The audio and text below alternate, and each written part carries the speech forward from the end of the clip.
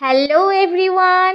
9th July ছিল আমার birthday, তাই সকাল সকাল উঠে সমস্ত কাজ সেরে স্নান করে চলেছিলাম গোপুর জন্য একটু পায়েস বানাতে।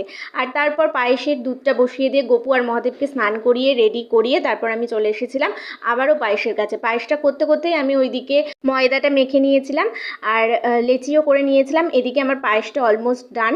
তারপরে আমি লুচি ভেজে সমস্তটা গুছিয়ে ঢাকা দিয়ে তারপরে একটু টুক করে রেডি হয়ে নিয়েছিলাম। আর তারপরে আমি গপু আর মহাদেবকে ভোগ নিবেদন করে আরতি করে নিয়েছিলাম। প্রতি বছর যেহেতু মা আর বাড়ির সবাই পাশে থাকে তাই জন্য অত চাপ থাকে না, তবে এবছর একা একা সবটাই করতে হয়েছিল। জন্মদিনের পায়েসটাও নিজেকেই করতে হয়েছিল, তবে দীপ্ত আমাকে ভীষণ ভীষণ হেল্প করেছিল। আর জানো তো, আমার বা দাদার যারই জন্মদিন হোক না কেন, মা কিন্তু আগে গোপালের সামনে মোমবাতি জ্বালাতো, তাই আমিও সেটা করেছিলাম। আর ওদিকে মা বৌদি ওরাও বাড়িতে গোপালকে 5 রকম মিষ্টি এনে দিয়েছিল, মোমবাতি জ্বালিয়েছিল। যাই হোক, জন্মদিনটা কিভাবে কাটালাম সেটা জানার জন্য অবশ্যই চ্যানেল